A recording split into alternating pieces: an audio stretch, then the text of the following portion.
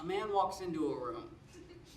4 walls, no windows, steel reinforced door. He's on lockdown 23 hours of the day, leaving only one for any human interaction of any kind.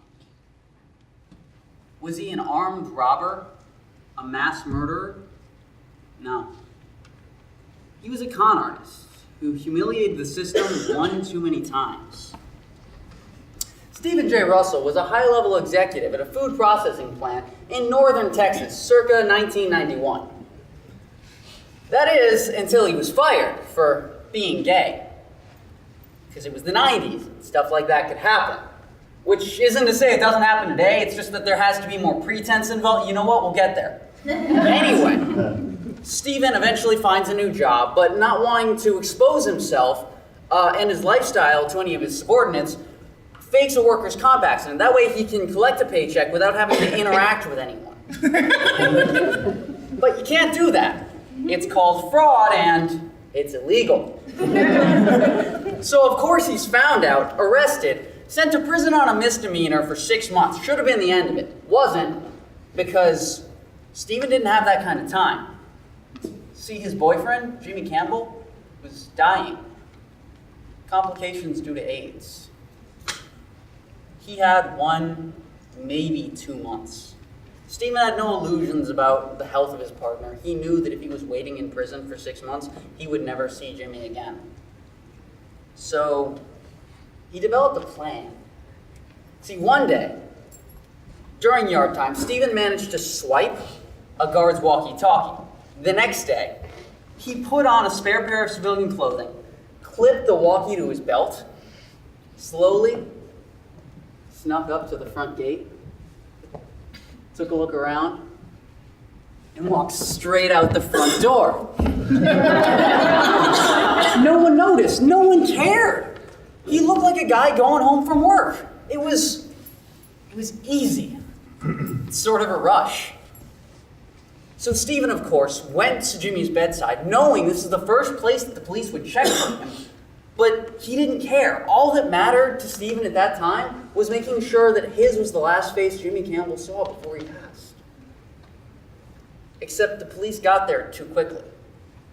They rearrested Stephen, sent him back to prison to await trial for escaping, and Jimmy died 3 weeks later. Now, Stephen was angry. He was fueled by this rage for a system that had so destroyed every facet of his life. The first escape was out of necessity, but the next would be out of spite. So one day, while awaiting retrial, Stephen decides to give the county clerk's office a call. This was before caller ID, again, 90s. And the conversation went a little like, "Hello? Yes, hello, this is Judge Court.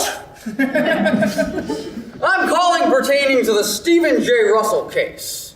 "Oh, yes, sir. What can we do for you?" "Well, I see here that you have Stephen J. Russell's bail set at $900,000.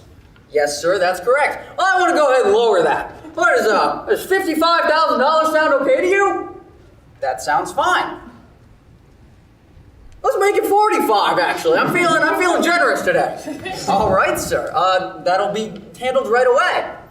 So the next day, Stephen called one of his good friends, had him bail him out, walked up to the front gate,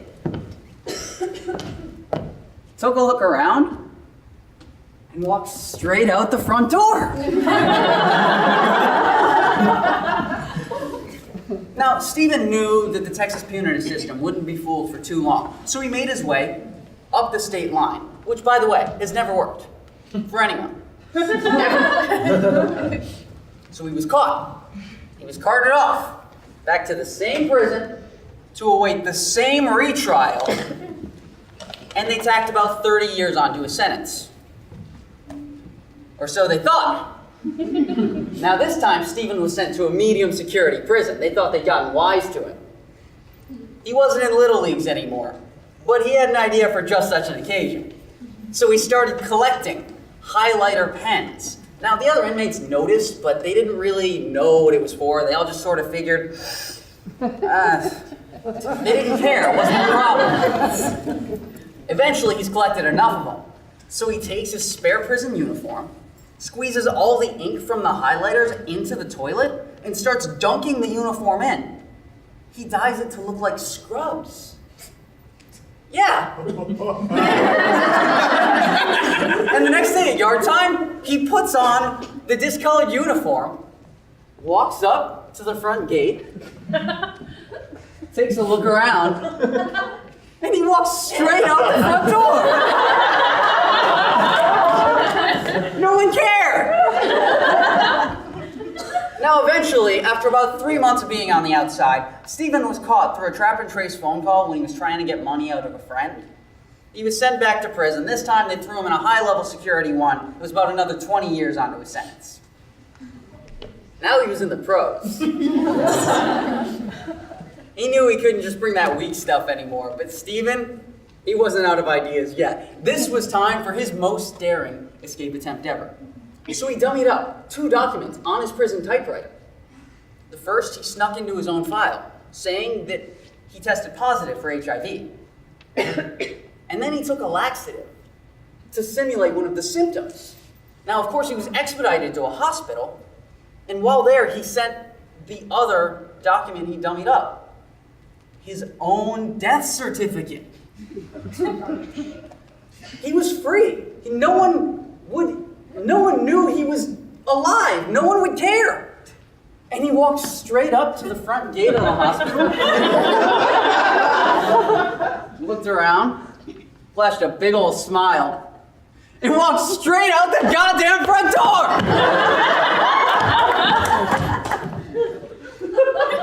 And for about 6 months, Stephen lived on the outside. But then, just through coincidence, while retrieving a fax, someone recognized him, they arrested him, sent him back to prison, and now he's going to be released in September of 2140.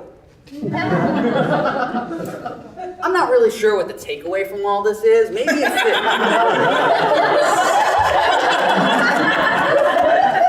it's that fax machines should not be trusted because they will rat on you in an instant. Maybe it's that the 90s aren't as cool as we all like to remember them. But none of that feels right. I think what the lesson is that you have to learn to fight your good fight. Now, I'm not saying what Stephen did was righteous or even condoning it, but he was doing what he thought was just, and that's really all you can ever ask of anyone.